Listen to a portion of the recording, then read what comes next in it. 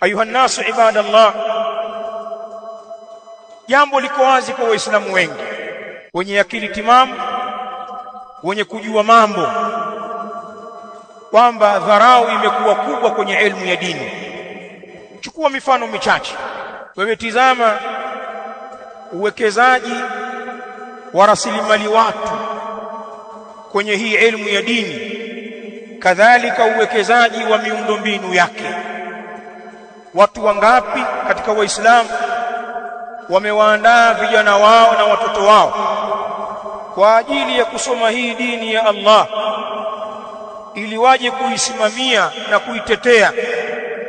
Watu wangapi katika waislamu wanashiriki katika ujenzi wa miundombinu ya kuwezesha elimu ya dini isomwe kwa urahisi na kwa ufanisi, kama kujenga vituo vya elimu, madaris, kujenga misikiti mikubwa na kuiwekea miundombinu ya kuwalea watu kwenye elimu katika misikiti hiyo?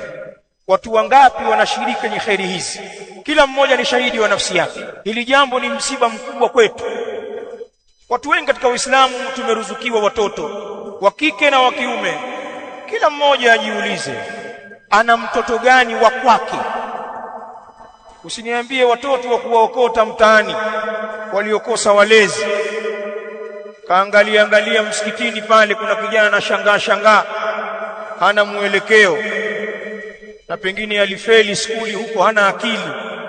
Nakwambia mtoto wako au mdogo wako au ndugu yako wa damu ambaye una uchungu naye, mwenye akili safi, maarifa anayo, wangapi wana watu kama hawa kwenye familia zao waliowaandaa kusoma dini? Sisemi uwasomeshe watoto wote waje kuwa wasimamizi na mashekhi wa dini.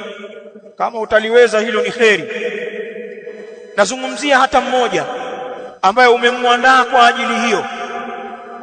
Nyinyi ni mashahidi wa nafsi zenu.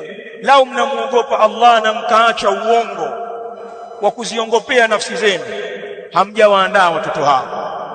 Na Allah amewapa watoto wengi, Allah amewapa akili na uwezo wa kumsimamia uko nao, lakini hilo jambo hamlitaki wala hamjawaelekeza watoto wenu huko.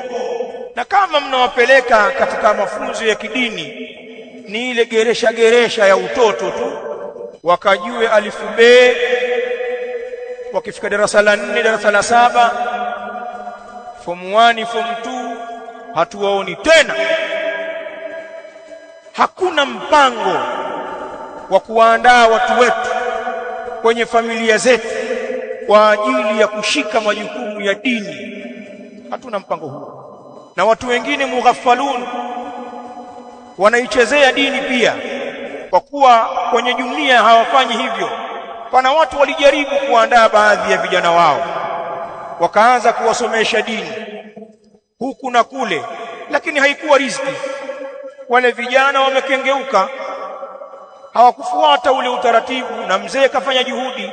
Allah atamlipa mzee huyu juhudi yake.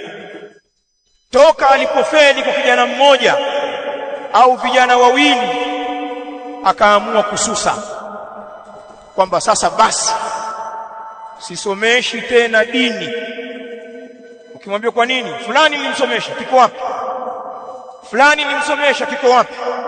Lakini ukitaka kujua huyu ni mughaffal, hajakata tamaa kwa hao anaowasomesha dunia, na anao waliofeli hiyo dunia, wamekengeuka, wako mtaani, hawamsaidii chochote, pengine bado wanamtegemea yeye. Lakini kuna waliofika form 6, kuna waliomaliza vyuo vikuu, hawamsaidii chochote wala hawajaweza kujisaidia wao, lakini hajasusa kusomesha sekula.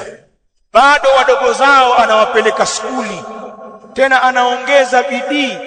Kama hao wakubwa aliwasomesha huko zamani shule loko hivi, hizi senti kayumba hizi, sasa anampeleka international English medium.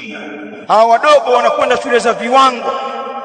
Hajakata tamaa, na anajiambia nilifeli kwa wale wakubwa, wacha nipambane na hawa waliobaki. Shukran, juhudi kubwa hiyo. Dini je? Mbona toka ulipompoteza mmoja umesusa kabisa? Ndio utajua shaitani anapotuchezea tumeghafilika.